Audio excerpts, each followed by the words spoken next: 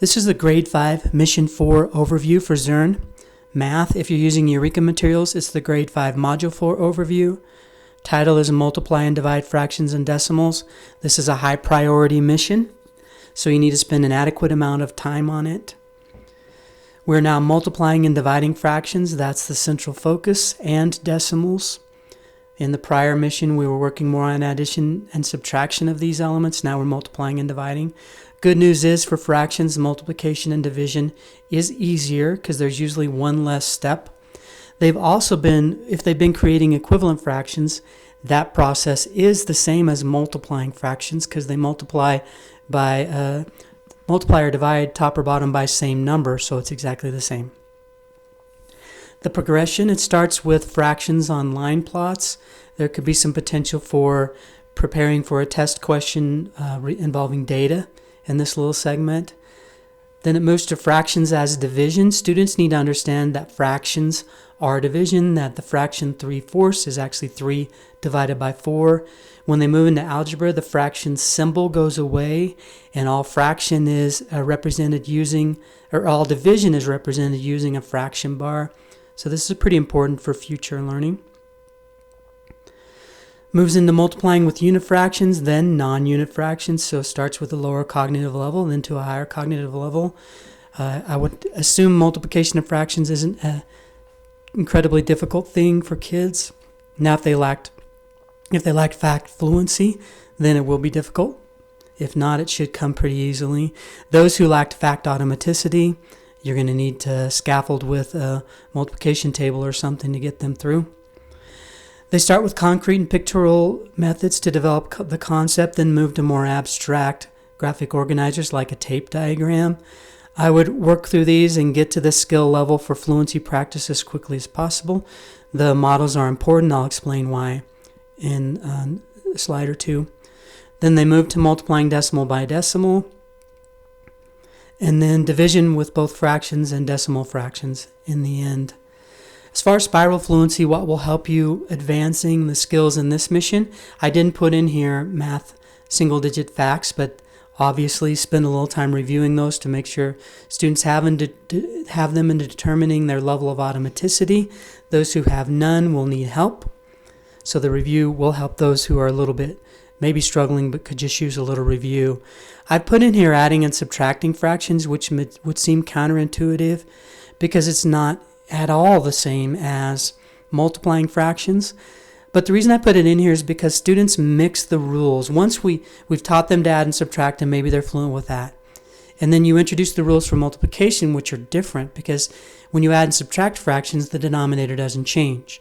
When you multiply fractions, the denominator does change. And at the rule level, they tend to mix those up. It's why you need to develop them conceptually to the greatest degree possible. But I think the multiplication skill needs to be taught in isolation, so they shouldn't be taught side by side. That could have negative transfer implications. They should be taught separately, but a few minutes a day, I think it's worth doing some adding and subtracting, both with like and unlike denominators, and then having a conversation with kids about the differences in the operations at some point. Have them identify the differences, because that's the way our brain retrieves information. It retrieves according to differences. So if we can get them to recognize the difference, and the first level of recognition is looking at the sign. And then hopefully that triggers in the long-term memory when they see the sign, then they're taken to that schema where they've developed that procedural skill and it comes somewhat fluently and automatically. But spend a little time, have a couple of conversations about the differences. I think that might work pretty well. Also spend some time making equivalent fractions. This is exactly the same as multiplying fractions, and you may point that out. When they're making an equivalent fraction, they really just multiply or divide by 1. 1 might be 3/3 or 4/4, but they're still multiplying, and they use the rule for multiplying fractions. Core fluency for this is multiplying and dividing fractions and decimals. Obviously, since it's a core fluency, what I'm saying is once you've taught it, start repeating the skill immediately. Start giving them problems, reviewing the skill at a procedural level, not a conceptual level. The foundational goal is multiplication of fractions by whole numbers and fractions by fractions. Kids need to understand how to do that, and they need to be able to do it fluently. And division of fractions by whole numbers and whole numbers by fractions using standard procedures.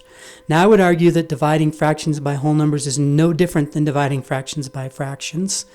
And that's actually a 6th grade standard. So this one, actually, the second one really isn't yours for them to learn to fluency. That's going to be picked back up in 6th grade. I would argue that they should be learning now that whole numbers can be treated as fractions by simply putting a 1 underneath them, but that's not the way the curriculum approaches it. What doesn't go away, so this is just a reminder of the things you need to continue to work on. In any chance you get in a mission like this, it's heavy with content, so the time will be limited. But on occasion, throw them some whole number, multi-digit fluency practice from prior grades. I've already mentioned adding and subtracting with like and unlike denominators, and I've already mentioned the single-digit fact fluencies. Those are just things that you should always be working on anyway. Special notes for this mission. It is a heavy mission with a lot of content. You do need to spend an adequate amount of time on this mission. Go through it methodically, slowly, use a lot of repetition with everything. So spend several days on this mission. But you'll still, even at that, you'll have slower learners, kids who learn more slowly who won't master everything. So in these special notes, I'll try to point out some things that could be helpful for them. First, though, I want to say emphasizing fractions as division. I might have already said this. It's extremely important for future learning. The division symbol goes away when they move into algebra and pre-algebra. All division will be represented with a fraction bar. So they need to say that fractions are division. 3 over 4, 3/4 is 3 divided by 4. Same thing.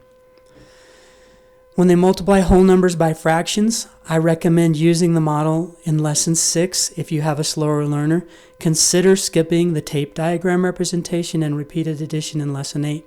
These are 3 ways to accomplish the same thing. So students who are slower need the repetition, the same amount of repetition, if not more, as the faster learners, but they're not going to get as much repetition because they don't do it as quickly. So I think they would be better served to focus in on one model and use that model over and over again. By all means, you're the teacher. Go with your gut. Expose them to all of it if you think that's necessary and if you think they're handling it okay. Because, and I think I've said this before, mastery of the model is not what we're moving for. We're moving from mastery of the skill with the conceptual understanding. The model is designed to develop conceptual understanding, so they are important. You can't just dismiss them necessarily, all of them. But if you have several models, you could narrow down to one. And if you need, if you question that or would prefer to use a different model, that's fine. This is just my recommendation. It may be that you prefer to use the model in Lesson 8. I think that's equally as good. Just try not to overwhelm them with having to learn too many different things with the same net end. Multiplying fractions by fractions, the models are excellent for showing why the skill works because it's not something students are ever going to intuitively understand. The models are good even for me as really a reminder of why multiplying fractions works the way it does. It's a very simple skill, so students probably will master this skill quickly if they have fact fluency or automatic retrieval of facts. So it's worth spending some time with these models so they really can see why the rule works.